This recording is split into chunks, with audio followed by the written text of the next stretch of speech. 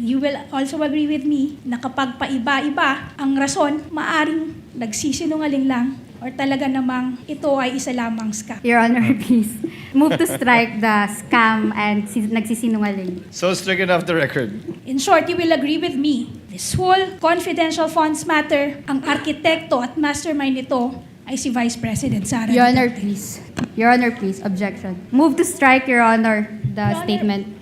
We will ask the court, the respondent would like to ask the court to remind the prosecution, Your Honor, not to use inappropriate words, Your Honor, like scam, mastermind, nagsisinungaling. This is the third time, Your Honor, that we have heard those words, specifically the word scam. And this is a solemn proceeding. This is a court of law. This is a court of procedure, and actually a court of decorum. Yun lang, let's be circumspect without pointing fingers to anyone, both sides. Dahil nga, kapag may certain word na may not only negative but may emotional attachment, magba-viral na yan. And it will really affect the integrity not only of the court but of the decision sa huli. Well, Your Honor, we apologize if sometimes we get carried away by our zeal and our passion, Your Honor. But we at the prosecution, we just want to call a spade a spade.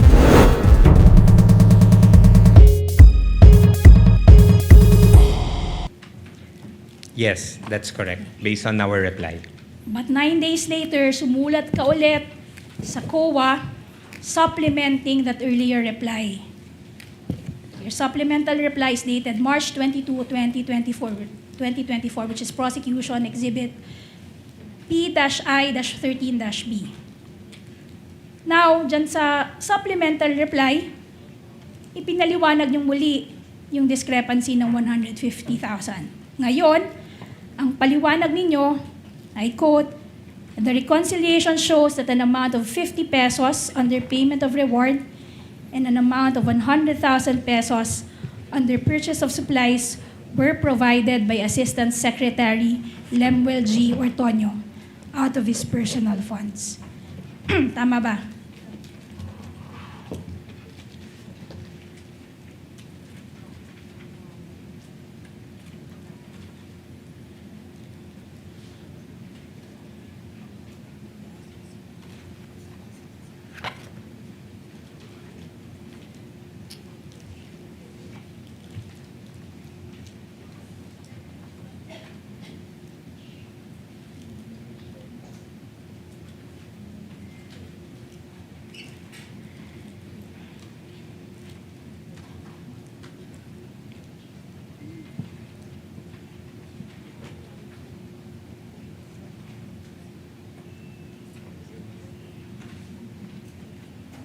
But do you recall making that statement in your supplemental reply, Mr. Yes, Ortonio? based on Yes. the Yes. information also flashed on the screen, yes. Sa'yo galing yung 100. Ikaw yung Lemuel G. Ortonio, Assistant Secretary na pinapatunguhan. I mean, nire-refer dito sa sulat na ito. Tama ba? That's correct po. So alam mo rin, dahil ikaw ang nag-abot ng pera, alam mo rin kung kailan siya inabot. Kung kailan siya binigay. Tama ba? Yes. So by the time that you prepared your initial response to the notice of suspension, your letter dated March 13, 2024, yung Exhibit P-I-13-A na sa inyong tiningnan kanina, at that point, alam niyo na rin na nagbigay ka ng 150,000 pesos. Tama ba? But I had to Yes. confirm first with our special disbursing officer at the time. So we needed to make a reply. So we sent an initial reply and submitted a supplemental reply. So you are trying to say na ginawa mo yung letter dated March 13, 2024, nakapagbigay ka na ng explanation na hindi mo pa verify dun sa special disbursing officer at sa security officer. There is already a coordination. There was and already a coordination. Yes, Pero but hindi mo naitanong. Naitanong mo lamang 9 days later. that's why we submitted a supplemental Supplemental. reply to ensure that we provide the proper information. At sinabi nyo pa rito, that was due to the urgency of the expenses. So ibig sabihin, may sinabi sa inyong expenses na urgent kaya humingi ng 150,000. In short, pinaliwanag sa'yo kung bakit humingi ng 150,000. Yes. Ang Yes. nilapit po ito sa akin ni Miss Gina Acosta, our At sinabi SDO. niya. And then she mentioned that there was a request from Colonel Chica for an urgent. And there was urgency for that Yes. request. Diba? At hindi rin karaniwan na may hihingi sa'yo ng 150,000 from your own pocket. Hindi naman to karaniwang ginagawa sa OVP, or karaniwan ba ito? No, it's not Oh. common. Okay. Pero nung gumagawa ka ng notice of suspension, bigla mong nakalimutan na merong Your Honor, 150,000. please. Sinabi mo na kanina, Let na her finish her in-explain question sa'yo, and then I will hear your objection, counsel. sinabi mo na kanina na pinaliwanag sa inyo ni Ms. Acosta na galing kay Colonel Chica yung paliwanag ng urgency for the request. Tama ba? Yes. Okay. Counsel? Your, Asked and answered already, Your Honor. Proceed, Attorney May. okay. Yung, Mr. Antonio, your salary grade 29, correct? That's correct, ma'am. And you're receiving roughly how much in salary monthly? Mr. Antonio? Your Honor, please. What is the objection, counsel? Relevance This is of the very question. relevant, Your Honor. It goes into the credibility of this witness. And if you can afford 150, counsel, if you remember, Gina said the same yesterday. Witness will please answer the question. Salary grade 29, roughly about 180, 190 gross. So yung binigay mo ng na 150,000 from your personal funds, that's just around 40,000 short of your monthly salary. Tama ba? That's correct. Yes. Nung binigay mo ba ito, yung 150,000, may hiningi kang resibo, patunay na nagbigay ka ng 150,000? At the time po, because of the urgency and dahil humingi po ng tulong si Miss Gina sa akin, I provided her with the request. And were you able to recover the 150,000, Mr. Antonio? Unfortunately, ma'am, I was not reimbursed anymore. You were not reimbursed. Up to today, Mr. Antonio? Yes, Your Honor. I wasn't reimbursed anymore. At etong 150,000 naman na ito, hindi ito nag-appear. Yung pagbigay mo ng 150,000, hindi ito nag-appear sa kahit anumang record ng Office of the Vice President. No. Hindi.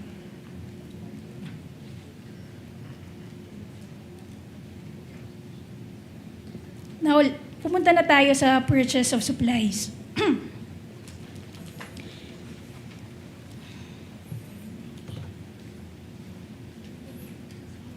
Okay, Mr. Antonio, kasama sa sinasabi niyong pinaglaanan ninyo ng confidential funds ay ang purchase of or payment of purchase supplies, payments of tables and chairs, payment of desktop computers and printers. Tama ba? Correct. Okay.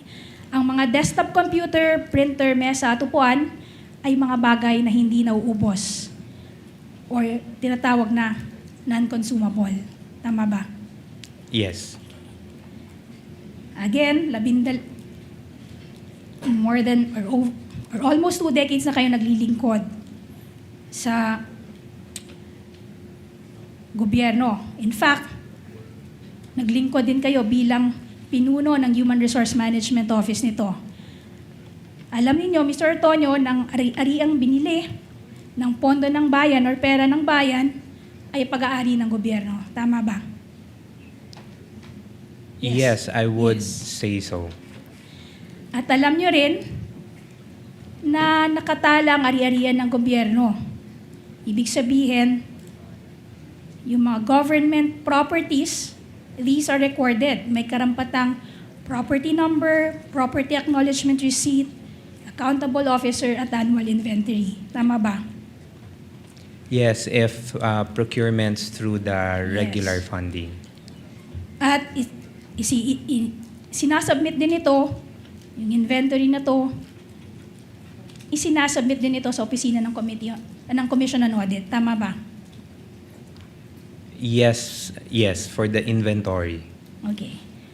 Pero, aaminin mo, you will confirm na para dito sa mga purchase ng supposed supplies, computers, tables and chairs, wala kayong sinubmit na inventory para dito sa COA.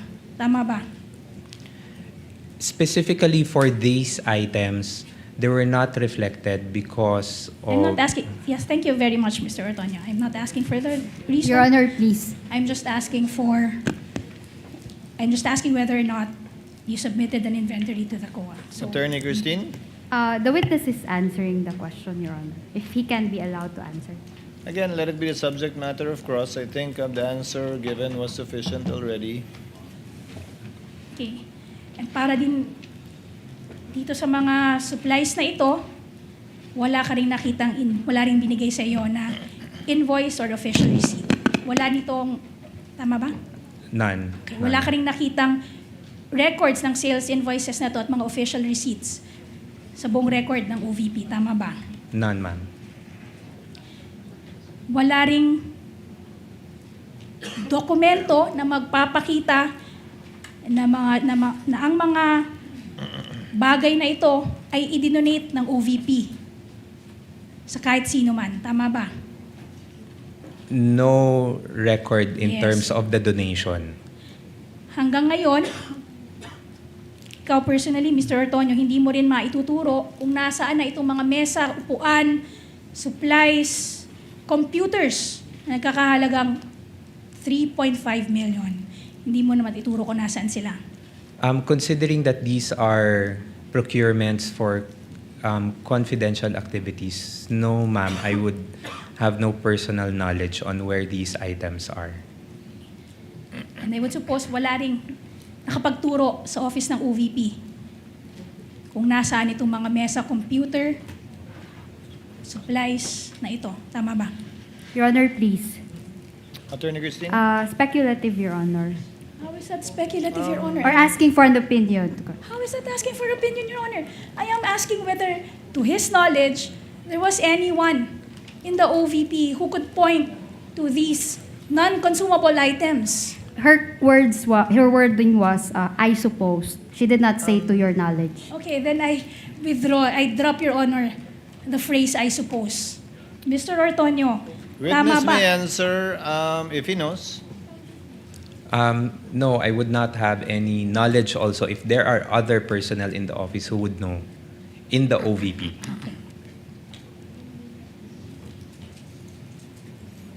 Conversely, hindi mo rin masasabi kung merong nakakaalam, kung talagang nag-i-exist itong mga mesa, tables and chairs, computers at supplies. Your Honor, please. Already asked and answered and repetitive. Move on, counsel. Okay. Earlier,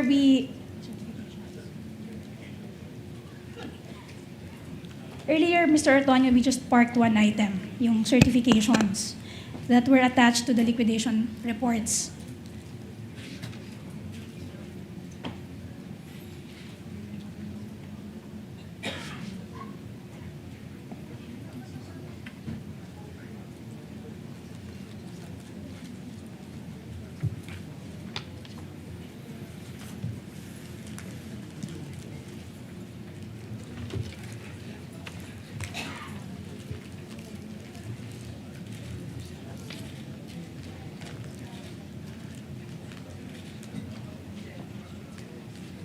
You will confirm, Mr. Ortonio, that the Vice President herself signed all those certifications.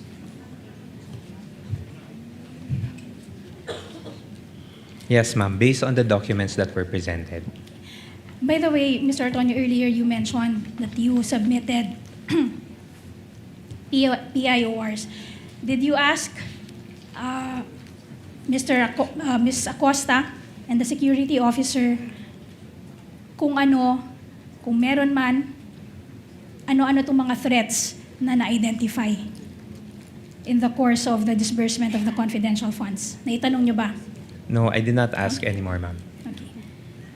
So just to summarize, Mr. Antonio, doon sa August 22, 2022 letter,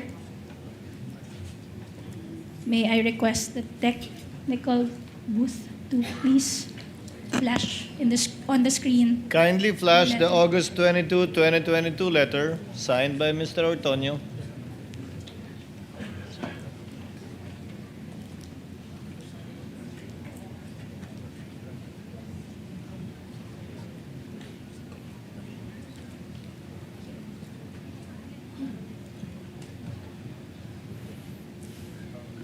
Just to summarize, in that letter, ang pinigay niyong maliwanag para sa confidential funds ay para sa tatlong bagay. Good governance program, functional representation, para sa travel ng Pangulo. Tama ba? Can I see the document first?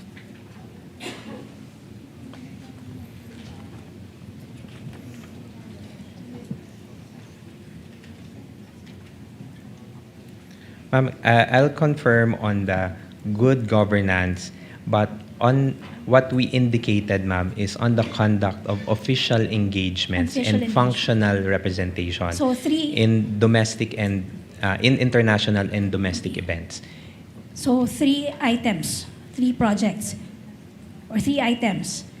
You have governance, good governance program, you have official engagements, and functional representation. Tama ba? That's basically two, ma'am. That's the implementation for good governance program and conduct of official engagements and functional Okay. representation. Thank you, Mr. Antonio. I stand corrected on that. So those two items. Pagdating sa PFP, ang justification for the 2022 PFP, ang justification was good governance program. Tama ba? Yes, based on the documents earlier, ma'am. Okay. Sa 2023 naman, socio-economic delivery program. Asked and answered, Your Honor, earlier. I'm sorry, Counsel. What was the question, Attorney May? For this 2023 certification, Your Honor, the justification was socio-economic delivery program. Asked and answered. On the assumption that she's winding up, Attorney Christine, because she said Yes, Your she's Honor. summarizing the points that were the points that the witness had already answered to. I will allow it. Witness may answer. Yes, Mr. Antonio. Do you want the question repeated? Yes, kindly repeat the question, ma'am. For the 2023, ang paliwanag niyo para sa confidential funds ay dahil gagamitin ito sa socio-economic delivery program. Tama ba? Yes, as indicated in the document earlier. Okay. At sa mga certifications naman na isinumitin ninyo in response to the AOM, sinabi dito na ginamit ang confidential funds para sa surveillance to ensure that no untoward incident will happen. Tama ba? Yes, based on the document Based earlier, on the ma'am. document. At para naman sa sagot nyo sa AOM, pati sa NS, ang sinabi naman ninyo, gagamitin ang confidential funds para sa surveillance activity that would help you determine and identify areas kung saan i-roll out yung mga proyekto ninyo. Tama ba? That's one of the That's one of the justifications that we indicated. which never appeared in the prior documents. Tama ba? Yes. So in short, nagbigay kayo ng 4 na bersyon, 4 na rason para sa isang pondo. Tama ba? Your Honor, please. I was expecting something, Attorney Christine. Yes. Yeah, it's misleading, Your Honor. 4 na version and conclusion of a fact. Your Honor, if I may, Your Honor. I'll allow it, Attorney Christine. Thank you. The witness is intelligent enough to be able to identify that indeed some answers were different from the previous ones they gave. And just to set the record I'm just straight, not Your so Honor. sure if it's 4, but Just to set the record straight, Your Honor, I did not say 4. I mentioned 5. So, ang dinig ko nga 4 eh. Ang dinig Sorry. ko 4 eh. 4. Yes, So 4. I don't know the number of versions you have, but you do admit that several versions or explanations were given, not For the the same. same For the funds. same expense. There were different justifications. Okay, Yes. different justifications for the same fund, for the same confidential fund. Tama ba? Can I Yes. clarify? Just say yes or no. There were four explanations. There were 4 explanations for the same fund. Yes. Yes. Yes. So in short, paiba, you will also agree with me na kapag paiba-iba ang rason, maaring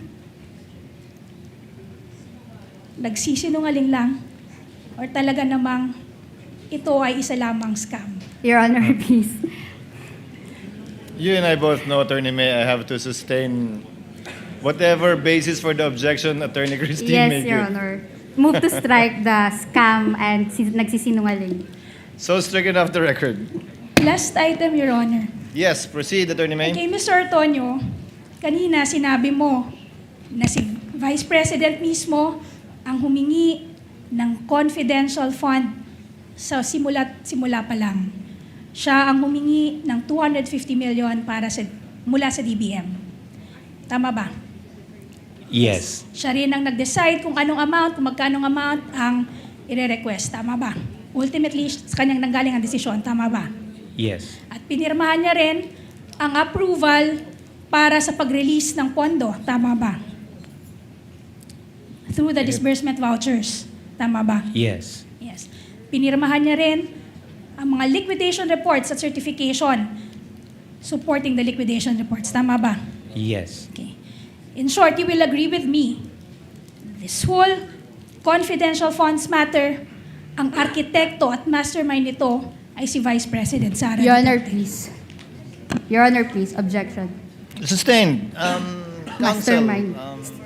Move to strike, Your Honor, the Your Honor, statement. May we request, Your Honor, that it remain on record? may I request you likewise Move to strike, Your Honor. I will have to strike it off, Counsel. Kindly replace it with words that are more acceptable, such as that everything was approved by and with the consent of or with the full knowledge of. It's up to you. I don't want to put words in your mouth.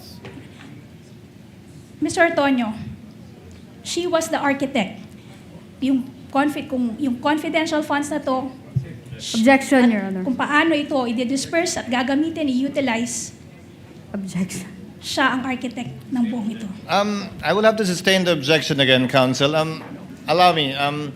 Mr. Antonio, lahat ng nangyayari at ginawa kaugnay ng confidential fund mula sa paghingi nito sa DBM, sa paggastos, kung paano ito ginastos, paano ito niliquidate, kasabay na yung mga sagot na binigay kaugnay sa OEM, Notice of Suspension at Notice of Disallowance. Lahat ito ay alam, nasa ilalim ng supervision, pinahintulutan at inotorisa ng ikalawang Pangulo. Wait. Can Gusto mo can isa-isa ko? can you repeat, Your Honor? Lahat ng bagay kaugnay sa confidential fund mula sa pag-request, sa pag-release, sa pag-encash, sa paggastos, sa pag-liquidate, sa pagsagot sa mga AUM, Notice of Suspension at Notice of Disallowance, ay una, nalalaman ng ikalawang Pangulo. Pangalawa, inotorisa niya base sa mga pirma niya sa iba't ibang dokumento. At pangatlo, ay nasa ilalim ng kanyang supervision bilang head of agency. Would that be an accurate statement or tell me if it's not? Based on my understanding, sir, and based on what I know, sir, yes, the Vice President knows about the confidential activities and how it is being implemented. I'll pursue it further. May ginawa ka ba na hindi alam o inauthorize ni Vice President Sara kaugnay sa confidential funds kasabay na yung pagsagot mo sa mga AUM, Notice of Suspension at Disallowance? None, Your Honor. Lahat alam niya at inauthorize niya. Yes, Your Honor. Sa pagkakaalam mo, may ginawa ba si Gina o si Colonel Lachica kaugnay ng confidential funds mula sa disbursement, mula sa withdrawal, disbursement at liquidation na hindi nalalaman o inautorisa ng ikalawang Pangulo, if you know? As to Miss Gina and Colonel Lachica, Your Honor, I would have no personal knowledge on it. Okay. Your Any Honor, final that- questions, Attorney May? That would be all for direct, Your Honor. Your Honor, please. Yes, Attorney May, Attorney Christine, rather. Before we release the witness and adjourn, Your Honor, there is a consensus, Your Honor, that we will ask the court, the respondent would like to ask the court to remind the prosecution, Your Honor, not to use inappropriate words, Your Honor, like scam, mastermind, nagsisinungaling. This is the third time, Your Honor, that we have heard those words, specifically the word scam. And this is a solemn proceeding. This is a court of law. This is a court of procedure, and actually a court of decorum. And we are not supposed to make insinuations, accusations, or conclusions, Your Honor. So we request the court to kindly remind the prosecution. Yes, I agree with counsel. Earlier, the court made an admonition and reminder to the counsel for the panel of prosecutors, but did not strike out those statements. But subsequent similar statements made were stricken off from the record by the presiding officer. But it does seem that it's becoming a, I would rather use the word habit than pattern, for the panel of prosecutors to close their direct with such strong statements. So kindly, yes, what is the pleasure of Senator Judge Cayetano? Thank you, Mr. Presiding Officer, Mr. Senate President, dear colleagues. I'd just like to take note that so the presiding officer made a ruling. We all know the intention and the duties of the prosecution. We admire your passion in trying to prove your allegations, but we're also all aware that the medium is the message. So during the time of radio and even TV, you make that statement and then it is stricken off the record. It's forgotten. There's no, if I can use the word, mind conditioning. And in fact, when I first became a senator in 2007, talagang hahanapin mo talaga yung records. That's why even here, kapag ka may disagreements and medyo nadala ng emotion, pinapa-strike off the record. At pagka sa labas ng Senate nangyari, naghahamunan ng, you say that here, para magsagutan tayo. So the problem nga with coming up with words especially, and this is for both sides and even for the senator judges, when we use certain words that can be, sa Tagalog, bansag. Binansagan mo na na scam o scammer, binansagan mo na nagnakaw, etc. So personally, I don't mind if you use words that is already in your pleadings or in your articles of impeachment. But of course, it still should come from the witness unless you can frame it in a way that it's not only the dignity of the court. I'm just saying, let's all be aware that when we say it, even if we say withdrawn or even, both sides, kahit sabihin mo withdrawn na to, kahit sabihin mong nice try, etc. We know that that's for the cameras, not just for the court. Diba? Kasi kaming 24, whether we watch it here, we watch it in our cell phone, we watch it inside, kami magde-decide. But we all know we're also trying to convince you, not we. The prosecution and defense is trying to convince the public that either the Vice President or her office or whoever is guilty or innocent. So, yun lang, let's be circumspect without pointing fingers to anyone, both sides. Dahil nga, kapag may certain word na may not only negative but may emotional attachment, magba-viral na yan. And it will really affect the integrity not only of the court but of the decision sa huli. Diba? So, I just like to agree with you and emphasize na, in the future, if you say that nagkamali, let's not kid each other. No? Kahit kaming mga senator judges, nagkakamali din kami. Lalo pag nag-i-interview na or kaharap na yung vloggers or yung traditional media. But once masabi mo, it takes a life of its own, di ba? Those words. So we have to really be more circumspect in choosing our words, Mr. I will President. allow Attorney May to comment before we proceed with other administrative matters. Yes, Attorney May? Well, Your Honor, we apologize if sometimes we get carried away by our zeal and our passion, Your Honor. But we at the prosecution, we just want to call a spade a spade. Within limits, But- you may. Yes, Your Honor. But henceforth, to borrow the words of my colleague, Your Honor, we will try to behave.